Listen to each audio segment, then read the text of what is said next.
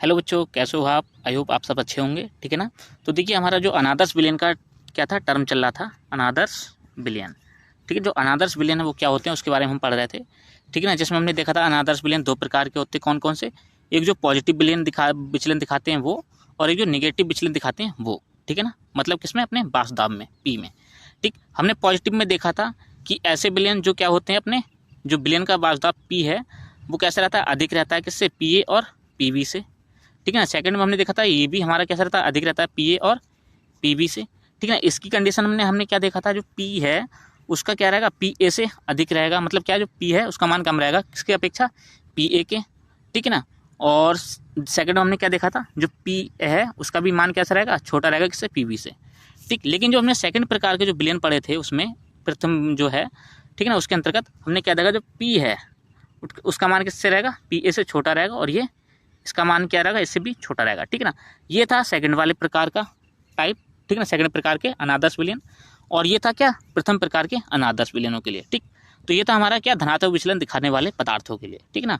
अब हम देखेंगे जो राउल्ट के नियम से अनादर्श विलयन है जो कि ऋणात्मक विचलन दिखाते हैं, उनके लिए क्या कंडीशन होती है। ठीक है ना। तो कह रहा है यहाँ पे राउल्ट के नियम से कह रहा है यहाँ पे राउल्ट के नियम से ऋणात्मक विचलन दिखाने वाले अनादर्श विलयनों का वर्णन कीजिए। ठीक है ना। 2 मार्क्स का क्वेश्चन, आप इसको सेव कर लीजिए। ठीक, फिर कह रहा है यहाँ पे कि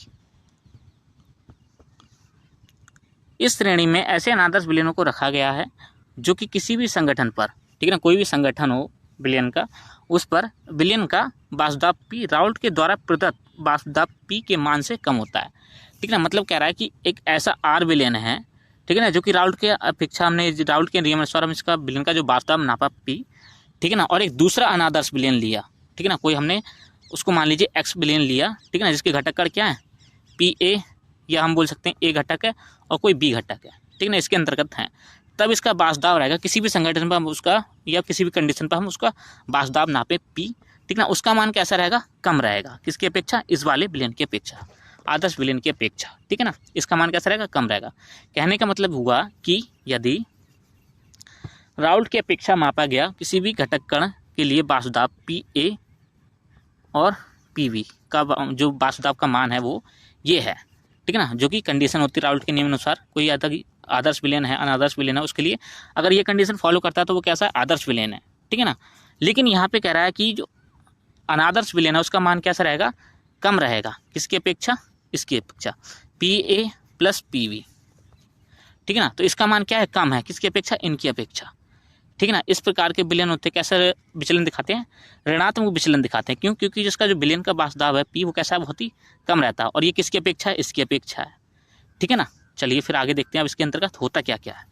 ठीक है ना। ये तो कंडीशन थी जो मैंने आपके लिए बता दी बेसिकली। ठीक है ना। फिर कह रहा है यहाँ पे इस श्रेणी में ऐसे अनादर्श विलयनों को रखा गया है जो कि किसी भी संगठन पर विलयन का बासदाब पी राउल्ट के नियम अनुसार प्राप्त बासदाब पी के मान से कम होता है। ठीक है ना। मान लीजिए कि राउल्ट के नियम अनुसार बासदाब पी मापा गया है, ठीक है ना, और इसका मान अधिक है किसकी अपेक्षा, अनादर्श विलयन की अपेक्षा, इस वाले की अपेक्षा। ठीक है ना, इसको हमने बोल दिया P1। ठीक, फिर कह रहा है यहाँ पे कि बे विलयन राउल्ट के नियम से ऋणात्मक विचलन को दिखाते हैं तथा विलयन का प्रत्येक घटक कण, ठीक है ना, या प्रत्येक घटक ऋणात्मक विचलन को दिखाता है। ठीक है ना। मतलब क्या हुआ, इसके अगर इसके अंतर्गत पी ए और पी बी, ठीक है ना, 2 घटक कण हैं, तो ये भी क्या होंगे, ऋणात्मक विचलन के लिए जो होगा प्राप्त कराएंगे। ठीक है ना, मतलब विचलन को दिखाएंगे। ठीक, अब किस प्रकार से दिखाएंगे वो देखिए। कह रहा है यहाँ पे तथा इसका पी एक्स वक्र राउल्ट के नियम से जो वक्र प्राप्त किया गया है उसके नीचे बनता है। ठीक है ना। मतलब क्या हुआ कि इसका पी एक्स वक्र राउल्ट के नियम वक्र से नीचे की ओर प्राप्त होता है। ठीक है ना। कहने का मतलब ये हुआ, हम अभी वक्रों का भी क्या करेंगे, इसमें कंपैरिजन करेंगे तीनों वक्रों की। तो यहाँ पे देखिए इसका क्या है, ये राउल्ट के नियम अनुसार ये क्या है, सीधी लाइनें जो प्राप्त हो रही हैं ये कैसी हैं, आदर्श विलयनों के लिए है। ठीक है ना, एक मिनट, ये लाइनें जो हैं आदर्श विलयनों के लिए एकदम सीधी सीधी, जो आपके लिए डॉट डॉट डॉट करके दिख रही हैं ये लाइनें। ठीक है ना। और जो डार्क में दिख रही हैं वो क्या है, अनादर्श विलयनों के लिए है। ठीक है ना, जो कि देखिए एक लाइन ये आ गई, सॉरी, यहाँ से देखिए कि एक लाइन ये आ रही है यहाँ से, एक लाइन ये जाती है यहाँ से कुछ इस प्रकार से, और एक लाइन ये। ठीक है ना। तो ये क्या अनादर्श विलयनों के लिए दिखा रही है। ठीक है ना। उनके जो विचलन है वो कैसे, ऋणात्मक है। ठीक है ना। हम इसके भी ग्राफ को बाद में पढ़ेंगे, पहले यहाँ ऊपर देख लें क्या क्या है लेकिन पढ़ने के लिए हमारे लिए। ठीक है ना। तो यहाँ पे कह रहा है गणितीय रूप में जो क्या है राउल्ट के नियम से। राउल्ट का नियम क्या देखा हमने, जो पी है वासुदाब विलयन का, ठीक है ना, उसके घटक कणों के कैसा रहता है, बराबर रहता है उनके योग के, ठीक है ना। यदि हम उसका अलग अलग भी वासुदाब नापें, पी ए जो पी है वासुदाब उसका भी क्या रहेगा, पी ए के बराबर रहेगा, और पी है उसका भी कैसा रहेगा, पी बी के बराबर रहेगा, ठीक है ना। और उनका जो योग होगा उनका भी कैसा रहेगा, इसके बराबर रहेगा, ठीक है ना। तो यही क्या है, राउल्ट के नियम से मापा गया वासुदाब है, ठीक है ना। लेकिन यहाँ पे कह रहा है वासुदाब का संगठन, ठीक है ना, किसी भी संगठन पर हम नापें मान उसका, ठीक है ना, तो विलयन का जो वासुदाब पी है वो कैसा रहेगा, कम रहेगा किसकी अपेक्षा, इनके योग से, ठीक है। तो इस प्रकार से हम बोल सकते हैं जो हमने मापा, यदि पी ए का कोई घटक कण है तो उसका वासुदाब क्या है, P naught A dot x A plus P naught B dot x B, ठीक है ना। तो इस प्रकार से क्या है, इनके घटक कणों के वासुदाब की जो वैल्यू हमें प्राप्त हो रही है, ठीक है ना, उसका मान क्या है, उसके विलयन के वासुदाब, ठीक है ना। इनसे क्या बना, एक विलयन बना, और इनका हमने वासुदाब नापा क्या है, वो पी, और उसका मान कैसा है, बहुत ही कम है, ठीक है ना। तो हमने दिखा दिया कि जो पी है वो बहुत कम है और इसका मान क्या है, अधिक है, ठीक है ना, किसकी अपेक्षा, इसकी अपेक्षा, ठीक है ना। चलिए, ये तो हम कैसे, हमने क्या क्या मापा इसमें, इनके आंशिक अवस्था में मापा, मतलब अलग अलग अवस्थाओं में मापा, ठीक है ना। तो यहाँ पे हमें इस प्रकार से विलयन का वासुदाब क्या हुआ, प्राप्त हुआ, ठीक है ना। फिर कह रहा है अर्थात जो पी है वो कैसा है, छोटा है किसकी अपेक्षा, P naught A dot x A, जो वासुदाब इसका आएगा क्या, पी ए निकल के, ठीक है ना। तो ये क्या है, पी बहुत छोटा है किससे, पी ए से, तथा पी कैसा है, छोटा है किससे, पी बी से, क्या है, ये पी बी के घटक कणों का वासुदाब है, ठीक है ना। तो कैसे हम कह सकते हैं इसको कि पी बहुत ही छोटा है किससे, P A plus P B से, ठीक है ना। तो इस प्रकार से हम कह सकें, कह देते हैं यहाँ पे कि जो पी है बहुत ही छोटा है, ठीक है ना। और इसी की तुलना हम कराते हैं राउल्ट के नियम से प्राप्त किए गए वासुदाब से, ठीक है। तो हमें यहाँ पे भी क्या प्राप्त होता है कि जो विलयन का वासुदाब है पी, वो कैसा रहता है, अधिक रहता है, ठीक है ना, किसकी अपेक्षा, जो ऋणात्मक विलयन दिखा रहा है, अनादर्श विलयन ऋणात्मक विचलन दिखा रहा है उससे, ठीक है ना। चलिए फिर आगे देखिए, फिर कह रहा है यहाँ पे कि अतः कहा जा सकता है कि विलयन के एक घटक का शुद्ध अवस्था में आंशिक वासुदाब का मान उसके विलयन के वासुदाब से अधिक होता है, ठीक है ना। कहने का मतलब हुआ कि जो पी है, ठीक है ना, इसका क्या है वासुदाब, ये पी ए और पी बी, ठीक है ना, इसके विलयन के वासुदाब जो पी है उससे क्या है, इसका मान सारा अधिक रहेगा, ठीक है ना। और यदि हम घटक कणों की बात करें तो पी का घटक कण पी ए एक शुद्ध अवस्था में मापा गया, इसका वासुदाब क्या रहेगा, अधिक रहेगा, और ये की क्या है, ये जो क्या है विलयन का वासुदाब है, ठीक है ना। तो इसकी अपेक्षा क्या है, ये अधिक है, ठीक इसी प्रकार से इसका जो घटक कण बी है उसका भी कैसा रहेगा, वासुदाब अधिक रहेगा, और ये किसका है, इन्हीं की क्या है, योग से बना एक विलयन है उसका वासुदाब है, ठीक है ना। ये जो है वासुदाब कैसा है, पी ए और पी बी को जब हम ऐड करके वासुदाब की कैलकुलेशन करते हैं, जो मान आता है हमारे लिए प्राप्त होता है, वो ये हमारा क्या है, पी, ठीक।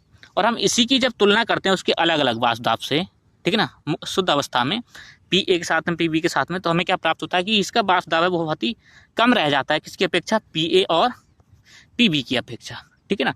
तो ऐसे विलयन को हम क्या बोल देते हैं, अनादर्श विलयन बोल देते हैं, ठीक है ना, जो कि कैसा दिखाते हैं, ऋणात्मक विचलन के लिए दिखाते हैं, ठीक है ना।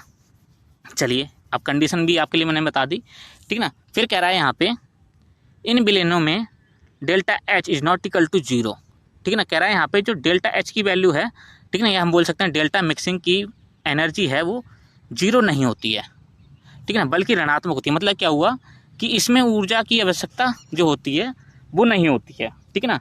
मतलब क्या हुआ कि जैसे ही अब पी ए, या हम बोल सकते हैं ए घटक बी के साथ में मिलता है, ठीक है ना, तो उसमें क्या है, कोई भी बाहर से ऊर्जा की आवश्यकता नहीं होती है कि इनको मिक्सिंग करें, ठीक है ना। इनमें क्या होता है कि जैसे ये आपस में मिलेंगे तो एक अलग सी ऊष्मा बाहर निकलेगी, ठीक है ना, मतलब एनर्जी की रिमूव होती है, एनर्जी रिमूव होती है इनके योग से। मतलब जब ये अपना विलयन बनाएंगे, ठीक है ना, उसमें क्या होगी, थोड़ी सी या तो हीट या नमी, सॉरी नमी नहीं, ऊर्जा, या हम बोल सकते हैं हीट बोल सकते हैं, ठीक है ना, या बोल सकते हैं किसी प्रकार की एनर्जी, उसका क्या रहता है, रिमूवल रहता है, ठीक है ना, रिमूव होती है इससे बाहर की ओर, ठीक है ना। इस कारण से क्या होता है, घुलन की प्रक्रिया में ऊर्जा निर्मुक्त होती है, ठीक है ना। जैसे हम ए को बी के साथ में, बी को ए के साथ में घोलेंगे तो थोड़ी सी ऊर्जा की मात्रा क्या होगी, निर्मुक्त होती है इनके विलयन से, ठीक ना, या हम बोल सकते हैं ऊष्माक्षेपी प्रक्रिया होती है, ठीक ना।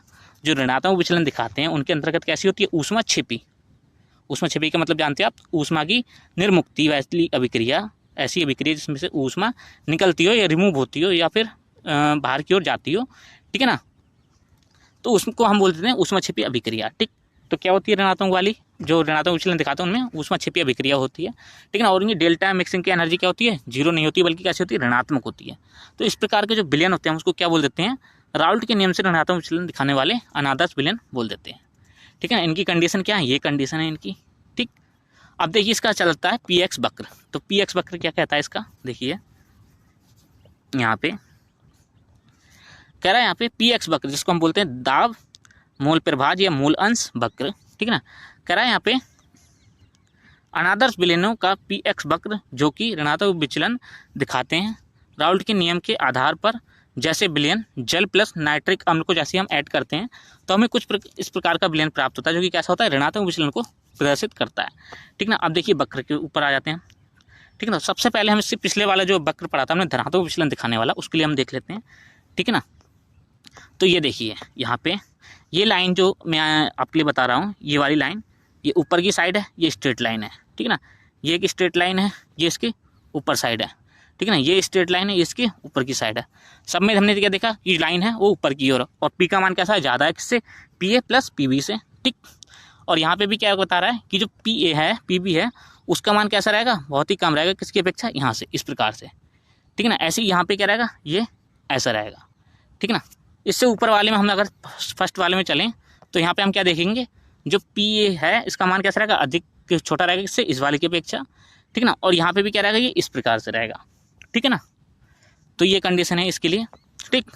अब देखिए यहाँ पे जैसे हम चलते हैं फर्स्ट वाले से सेकंड वाले में हमारा हो गया, ऊपर की साइड सारी लाइनें जा रही हैं जो कि कैसा है, ऋणात्मक विचलन, सॉरी धनात्मक विचलन के लिए दिखा रही हैं, ठीक है ना। अब हम यहाँ पे आते हैं ऋणात्मक विचलन वाले के लिए ग्राफ में, तो हम क्या देखते हैं यहाँ पे कि ये जो स्ट्रेट लाइन है उसमें सब में ऊपर की साइड बनना था, यहाँ पे भी ऊपर की साइड बनना था, यहाँ पे भी ऊपर की साइड बनना था, लेकिन हमने इसमें देखा तो हमारे लिए कहाँ रेखाएं प्राप्त हो रही हैं, इसकी नीचे की ओर। देखिए ये स्ट्रेट लाइन, ये भी एक स्ट्रेट लाइन, ये भी एक स्ट्रेट लाइन, ठीक है ना। और जो रेखाएं हमें प्राप्त हो रही है वो कहाँ की ओर प्राप्त हो रही है, नीचे की ओर, इस प्रकार से, ये कुछ ये इस प्रकार से, ठीक है ना, ये यहाँ से ये, ठीक है ना। तो इस प्रकार से क्या है, इनका जो बाजदाब पी है उसका मान क्या है, जो विलयन है उसके बाजदाब से की जो शुद्ध अवस्था में घटक उनसे का मान से क्या है, बहुत ही कम है, ठीक ना। मतलब इस प्रकार की कंडीशन हमें प्राप्त हो रही है, ठीक। और यहाँ पर भी कुछ इस प्रकार की कंडीशन हमें प्राप्त हो रही है, ठीक है ना। तो हम यहाँ पे कह सकते हैं जो पी ए है, ठीक है ना, उसकी आंशुद्ध अवस्था में वापस वासुदाब P naught A dot X का मान क्या अधिक है, किससे, पी ए से, जो कि क्या है विलयन का वासुदाब है, ठीक है ना। और यहाँ पे क्या रहा है पी बी, ठीक है ना, इसका भी मान कैसा रहेगा, बहुत ही कम रहेगा किसकी अपेक्षा, जो है मान हमारा यहाँ पे P1 कर लीजिएगा आप, यहाँ पे P1, ठीक है ना, जो क्या विलयन का वासुदाब है, P1, ठीक है ना। यहाँ से P भी हटा के P1 कर लीजिएगा, ठीक, जो कि क्या है विलयन का वासुदाब है, अनादर्श विलयन का, ठीक है ना। उसकी अपेक्षा क्या है, बहुत ही कम मान है, किसका मान है, इसका। और कौन ज़्यादा, ये वाला, ठीक है ना, P naught B dot x B का मान बहुत ही अधिक है किसकी अपेक्षा, P1 के, ठीक। और यहाँ पे हम ओवरऑल देखते हैं कि जो P है P1 विलयन, ठीक है ना, ये वाला, ये जो P1 विलयन है, एक मिनट, कि जो P1 विलयन है, ठीक है ना, इसका मान कैसा रहेगा, बहुत ही कम रहेगा किसकी अपेक्षा, P A plus P B की अपेक्षा, ठीक है ना। तो इस प्रकार से हमारा क्या है, जो पी एक्स वक्र भी कंप्लीट हो जाता है यहाँ पे अनादर्श विलयनों के लिए, ठीक है ना। और आप इस चीज़ का ध्यान रखें कि यहाँ पे एक्स ए बराबर 0 होता है, sorry x A equal to 1 लेते हैं तो हमारा एक्स बी इक्वल टू 0 लिया जाता है, ठीक है ना। और यहाँ पे जैसे ही एक्स ए इक्वल टू 0 लेते हैं वहाँ पे एक्स बी इक्वल टू 1 लेते हैं, ठीक है ना। और यहाँ पे हमारा क्या है, घटक बी के लिए वासुदाब, घटक ए के लिए वासुदाब के लिए ये दिखा रहा है, ठीक है ना यहाँ पे। अब देखिए इसका लास्ट टॉपिक रह जाता है अनादर्श विलयनों का प्रभाजी आसवन, ठीक है ना। जो अनादर्श विलयन होते हैं उनका प्रभाजी आसवन भी किया जाता है, ठीक है ना। अब क्यों किया जा रहा है वो देखिए, कह रहे हैं यहाँ पे प्रभाजी आसवन द्वारा अनादर्श विलयनों के घटक कणों को पूर्ण रूप से या आंशिक रूप से अलग किया जा सकता है, ठीक है ना। कि जो अनादर्श विलयन होते हैं, ठीक है ना, उनको प्रभाजी आसवन द्वारा भी अलग किया जा सकता है, ठीक है ना। कह रहा है प्रथम प्रकार के अनादर्श विलयनों को इस विधि के द्वारा पूर्णतः घटक कणों को पृथक किया जा सकता है, ठीक है ना। मतलब क्या हुआ कि इनकी जो विलायक है, ठीक है ना, विलायक से जो विलय पदार्थ है, ठीक है ना, मान लीजिए विलय आवासशील पदार्थ है, तो क्या होगा, ये हम इस विधि के द्वारा जो मतलब आवासशील पदार्थ जो हैं, ठीक है ना, उनके जो कण हैं उनको हम क्या कर सकते हैं, पृथक कर सकते हैं, ठीक है ना। सेकंड में कह रहा है किंतु द्वितीय प्रकार के अनादर्श विलयन तथा ऋणात्मक विचलन दिखाने वाले विलयनों को इस विधि के द्वारा पृथक नहीं किया जा सकता, ठीक है ना। यहाँ पे पृथक का लिखिएगा, प्रथम हो रखा है, पृथक कर लीजिएगा यहाँ पे, ठीक है ना। तो यही था हमारा टॉपिक, ठीक है ना। आई होप आपके लिए अच्छा लगा हो, तो प्लीज़ लाइक कर लीजिए यहाँ से और सब्सक्राइब भी कर लीजिए। मिलते हैं अगले लेक्चर में। All the best. अगर आपको किसी भी टॉपिक की ज़रूरत है तो आप मुझे कमेंट में बता दें, मैं आपके लिए प्रोवाइड करा दूंगा वो, ठीक है ना। ठीक, तो मिलते हैं अगले लेक्चर में। All the best, bye bye. और अपने फ्रेंडों के साथ में डिस्कस कीजिए टॉपिक के लिए। All the best.